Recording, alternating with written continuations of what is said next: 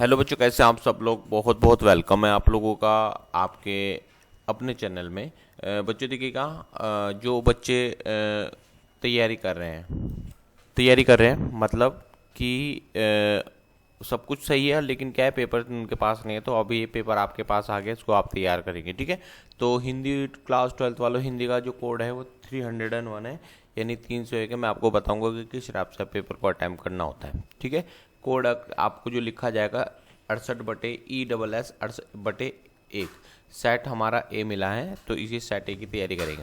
तो यहाँ पर क्या है, ये कुछ 3 लाइनें आपको नज़र आ रही होंगी। यहाँ पर आपको परीक्षा और दिनांक लिखना होगा, और यहाँ पर इन्विजिलेटर जो होते हैं आपके निरीक्षक, जो कि 2 लोग होते हैं, एक पहले यहाँ पर दूसरा यहाँ साइन करेगा, ठीक है। कुछ यहाँ पर नो इम्पोर्टेंट है, बेटा देख लीजिएगा, ये आप इसको पढ़िएगा। परीक्षार्थी प्रश्न पत्र के पहले पृष्ठ पर अपना अनुक्रमांक अवश्य लिखें, यानी अपने अनुक्रमांक आपने पहले लिखना है, ठीक है। प्रश्न पत्र पर कृपया प्रश्न पत्र को जांच ले। प्रश्न पत्र के कुल पृष्ठों तथा प्रश्नों की संख्या उतनी ही होनी चाहिए जितनी उस पर लिखी है। मतलब आपको क्या पूरा सारा चेक कर लेना है कि आपका कोई पेपर में कोई कटा छटा पेपर ना हो, यानी इधर उधर क्वेश्चन ना हो, ठीक है। और क्या है, ये कोड जो आपको मैंने बताया था 68/E+S, ठीक है, E+S/1-A, ये आपको अपने उत्तर पुस्तिका में कोड लिखना है, वरना आपकी कॉपी चेक नहीं होगी, ठीक है। तो कोई यहाँ पर इंग्लिश में और हिंदी में नोट्स इंस्ट्रक्शंस लिखे हैं, आपको मैं बता देता हूँ। तो क्या होगा, ये नया सिलेबस वाली पेपर है, ठीक है। इस प्रश्न पत्र पुस्तिका में 2 प्रश्न पत्र हैं, एक संशोधित अध्ययन सामग्री पर आधारित है तथा एक नया पाठ्यक्रम अंकित है, तथा दूसरा संशोधित से पूर्व अध्ययन सामग्री पर आधारित है, जिसे पुराना पाठ्यक्रम अंकित है, ठीक है। अब ये कन्फ्यूजन होता है। देखो, नया पाठ्यक्रम उन परीक्षार्थियों के लिए है जिनका नामांकन 2023-24 में हुआ था, और वो भी स्ट्रीम फर्स्ट ब्लॉक 1 में हुआ था, जो अक्टूबर 2024 परीक्षा में बैठने जा रहे थे, ठीक है भैया। तो ये देख लेगा, ये आप वहाँ पर पता कर लीजिएगा, ठीक है। आपका इन्विजिलेटर आपको बताएगा। देखो, न्यू सिलेबस का आपका हिंदी का पेपर है, इसको आप लोग देख लीजिएगा कैसे, इसको मैं अभी आपको समझाऊंगा। इसमें 34 प्रश्न होंगे, सभी प्रश्न अनिवार्य हैं, प्रत्येक प्रश्न के सामने अंक दिए गए हैं, ठीक है। 1 से 20 जो है वो आपके बहुविकल्पीय हैं, और प्रत्येक के लिए 1 अंक निर्धारित है, यानी 1 से लेकर के 20 जो प्रश्न आप करोगे ना भैया, ठीक है, उसमें क्या होंगे, आपके 1 अंक के होंगे। 1 से 20 तक के जो लिखा होकर लिखेंगे वो 20 अंक के होंगे, सॉरी 1 अंक के, 1 अंक के होंगे। अब आगे बढ़ो, 21 से 25 तक के जो प्रश्न हैं, ठीक है, वो जिनमें 3 प्रश्न है, देखो ध्यान रखना, 21 से 25 तक वास्तविक प्रश्न है, ठीक है, जिनमें 3 अंक के 2 प्रश्न हैं, 7 अंक के 2 प्रश्न हैं, और 10 अंक के 1-1 प्रश्न है, कुल मिलाकर के समझ लीजिएगा, ठीक है। अच्छा, अब उसके आगे बढ़े, प्रश्न नंबर 26 से 34 तक वर्णनात्मक प्रश्न पूछे गए हैं। लघुत्तरीय प्रश्न 1 के अंतर्गत 4 अंक, 2 लघुत्तरीय प्रश्न के 2 अंक, ठीक है, के अंतर्गत 5 अंक के 2 प्रश्न हैं। दीर्घ उत्तरीय प्रश्न 1 और अंतर्गत 6 अंक के 4 तथा दीर्घ उत्तरीय प्रश्न 2 अंक के अंतर्गत 8 अंक 1 प्रश्न है, जिनमें से कुछ प्रश्नों के वैकल्पिक प्रश्न भी सम्मिलित किए गए हैं, ठीक है भैया। इस चीज को आप लोग देखेंगे, ठीक है। सब अब देखो, निर्देश यहाँ पर दिखा है, सभी प्रश्नों के उत्तर दी गई उत्तर पुस्तिका में ही लिखना है, आपको नोटबुक में जो आपको मिलेगी वहां से उसमें देना है। दूसरा क्या हुआ है, इसको देखो, इस प्रश्न पत्र को पढ़ने के लिए, ठीक है, 15 मिनट का अतिरिक्त समय आपको दिया जाएगा। मतलब आप 2 बजे, अगर सपोज 2 बजे आप पहुंच गए, तो अभी 2 बजे, अब 15 मिनट बाद, यानी 2:15 पे आपको क्या है, नोट ये पेपर मिल जाएगा, नोटबुक नहीं मिलेगी। कुछ लोग क्या नोटबुक भी दे देते हैं, लेकिन नोटबुक नहीं मिलती, ठीक है, आपको पेपर मिलता है। अब उसको क्या आप 2:30 बजे तक पढ़ेंगे, ठीक है, केवल पढ़ना ही है, लिखना नहीं है, कभी आप लिखने बैठ जाओ, ठीक है भाई, ठीक है। अब फिर 2:30 बज जाएंगे, तो फिर आप अपने प्रश्न को करो अपने नोटबुक के अंदर, ठीक है। अब तो देखो, सर्वाधिक उपयुक्त विकल्प चुनकर प्रश्नों के उत्तर देने हैं, ठीक है। थे कहाय मोह्यो महा कहो सस्तो लिया री तरांजा तोलम, ठीक है। ये पंक्ति में तराजू को तोलकर लेने से क्या अभिप्राय है, ये पूरा आपने पढ़ना है, आपको याद होगा, आपने पढ़ा था, ये आपने आंसर देना है, 1 अंक का है। दूसरा, कब को तेरत 3 रट, दोहे में सांसारिक हवा लगने के उल्हाने से भक्ति के कौन से भाव की पुष्टि होती है, उचित विकल्प देना है, ठीक है। ये आपको इसका आंसर आपको देखना है, ठीक है। मैं बताऊंगा अभी, इसका वीडियोस बना हुआ है, पहले ये देख लो, इम्पोर्टेंट है, आप इसको इम्पोर्टेंट लेकर के चलो। कहते हो ना आप इम्पोर्टेंट नहीं मिलता, देखो अब इम्पोर्टेंट आ गया है। पद्माकर द्वारा रचित कविता में किस त्योहार का वर्णन किया गया है? ठीक है जी, ये देख लीजिएगा आप। तो अच्छा चलिए, मैं आपको इसमें थोड़ी सी हेल्प करने की कोशिश करूंगा। ठीक है, इसके लिए मैं आपको हेल्प करूंगा। ठीक है, चलिए आगे क्या है? पद्माकर द्वारा रचित कविता में किस त्योहार का वर्णन किया गया है? ये आपको आंसर देख लेना है, कौन सा आपका आंसर है। ठीक है जी, अगला दिया है 4th में, परशुराम के उपदेश किस कविता के संदर्भ में चट्टानों की छाती से दूध निकालो का क्या अभिप्राय है? ठीक है, ये आपको देख लेना है। इसमें से 4 ऑप्शन है, 4 ऑप्शन में से आपको कौन सा आंसर देना है।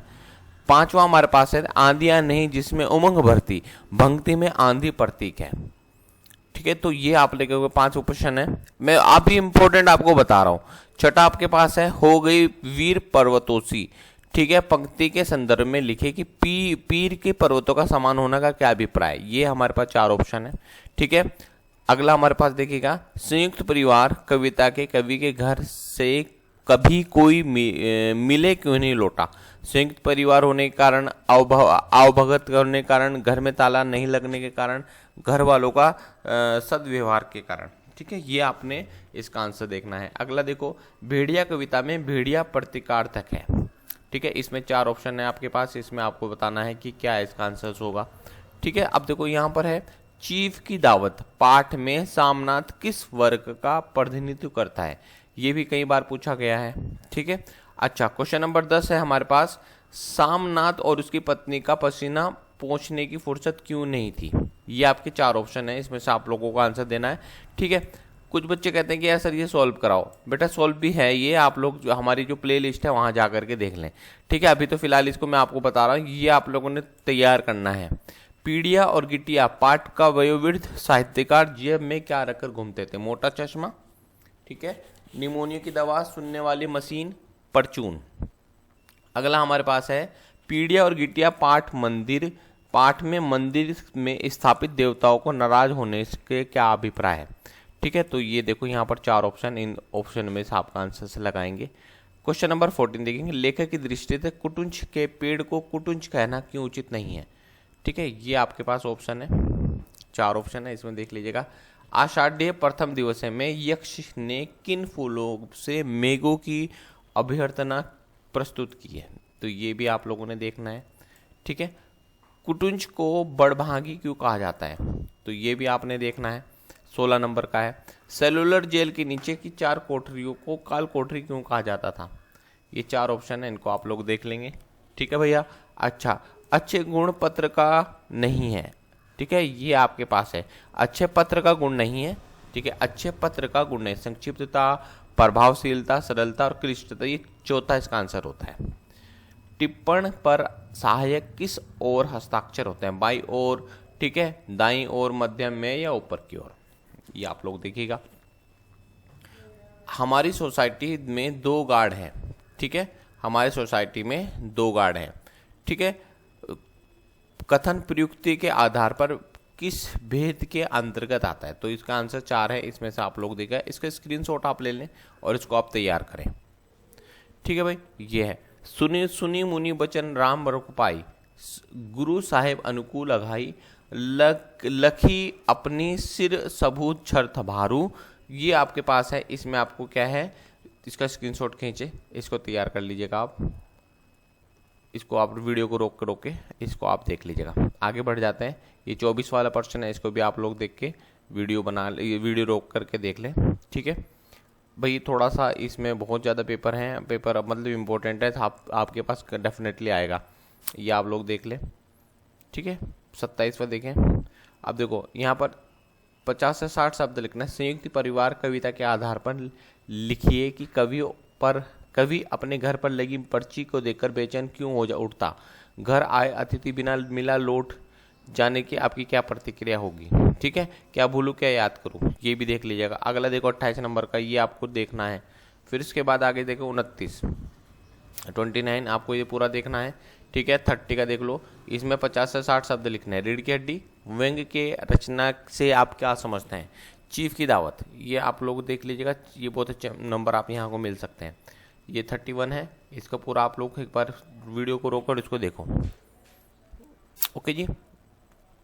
अब 32 नंबर है, ये पूरा विद्युत संपादन योजना, विद्युतीकरण योजना के संपादन में देरी होने के कारण स्पष्ट करते हुए विद्युत मुख्य अभियंता उत्तर प्रदेश के या उत्तराखंड जो भी आपका है वहाँ के बारे में लिखेंगे।